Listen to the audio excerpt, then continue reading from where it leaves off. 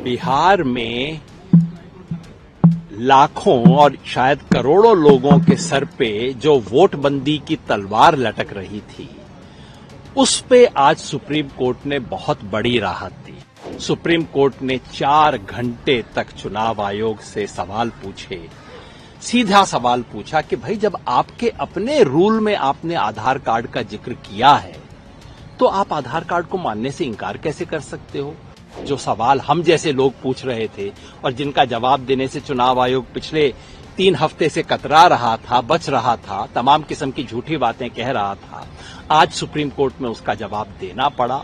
Supreme court ने कहा है कि हमारे विचार से प्राथमिक दृष्टि में न्यायिक संगत यही होगा कि आप आधार कार्ड को स्वीकार कीजिए, अपने एपिक कार्ड को स्वीकार कीजिए, राशन कार्ड को स्वीकार कीजिए। अब ओनस चुनाव आयोग पे है। अब चुनाव आयोग को बताना होगा कि भाई आधार कार्ड क्यों नहीं स्वीकार करें, राशन कार्ड क्यों नहीं स्वीकार करें, अपना ही एपिक कार्ड क्यों नहीं स्वीकार करें। बिहार में लाखों और शायद करोड़ों लोगों के सर पे जो वोटबंदी की तलवार लटक रही थी, उस पे आज सुप्रीम कोर्ट ने बहुत बड़ी राहत दी है। सुप्रीम कोर्ट ने 4 घंटे तक चुनाव आयोग से सवाल पूछे। सीधा सवाल पूछा कि भाई जब आपके अपने रूल में आपने आधार कार्ड का जिक्र किया है, तो आप आधार कार्ड को मानने से इंकार कैसे कर सकते हो? पूछा आप अपने ही एपिक कार्ड से कैसे पीछे हट सकते हो? पूछा कि आप अगले कुछ हफ्ते के अंदर करोड़ों लोगों के सर्टिफिकेट्स की जांच करके ये कैसे सुनिश्चित कर लोगे कि एक भी गलत व्यक्ति ना छूटे? इसके लिए चुनाव आयोग के पास कोई जवाब नहीं था। जो सवाल हम जैसे लोग पूछ रहे थे और जिनका जवाब देने से चुनाव आयोग पिछले 3 हफ्ते से कतरा रहा था, बच रहा था, तमाम किस्म की झूठी बातें कह रहा था, आज सुप्रीम कोर्ट में उसका जवाब देना पड़ा और उनके पास कोई जवाब नहीं है। सुप्रीम कोर्ट ने आज सुझाव दिया है। मतलब सुप्रीम कोर्ट ने एक तरह से चुनाव आयोग को कहा है कि या तो 15 दिन में तुम सुधर जाओ, नहीं तो हमें कुछ करना पड़ेगा। भाषा देखिए, सुप्रीम कोर्ट ने कहा है कि हमारे विचार से प्राथमिक दृष्टि में न्यायिक संगत यही होगा कि आप आधार कार्ड को स्वीकार कीजिए, अपने एपिक कार्ड को स्वीकार कीजिए, राशन कार्ड को स्वीकार कीजिए। और अगर आप नहीं करना चाहते हैं तो आप कारण बताइए कि आप क्यों नहीं करना चाहते हैं।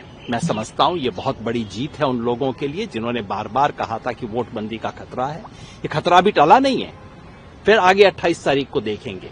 लेकिन एक पहले कदम के रूप में मैं सुप्रीम कोर्ट को सलाम करना चाहता हूं कि इस देश में जो वोटर डिसएनफ्रेंचाइजमेंट का खतरा था, यूनिवर्सल एडल्ट फ्रेंचाइज को कुतरने की जो कोशिश थी, उसको सुप्रीम कोर्ट ने रोका है। मैं उसको सलाम करता हूं। सर, बोला है इलेक्शन कमीशन ने कि वो पूरे देश में ये चल रहा है, सिर्फ बिहार ही नहीं, पूरे देश के लिए चल रहा है। हाँ, तो इसमें कोई नई बात क्या है? इलेक्शन कमीशन के ऑर्डर में बिल्कुल स्पष्ट रूप से लिखा ही हुआ था कि ये पूरे देश की एक्सरसाइज है जिसे हम बिहार में शुरू कर रहे हैं। हम सबने पूछा कि इसकी शुरुआत आप बिहार में क्यों कर रहे हो, इतने थोड़े से समय में क्यों कर रहे हो? जस्टिस बागची ने कहा कि भाई अगर आपको ये सब करना है तो इसे बिहार चुनाव के साथ क्यों जोड़ रहे हो, आप अलग से कर लो, इसमें इतना समय लगता है। और चुनाव आयोग के पास किसी भी सीधे कड़े सवाल का कोई जवाब नहीं था। ये आप सब लोगों ने देखा होगा। और मैं समझता हूं कि अब ओनस चुनाव आयोग पे है।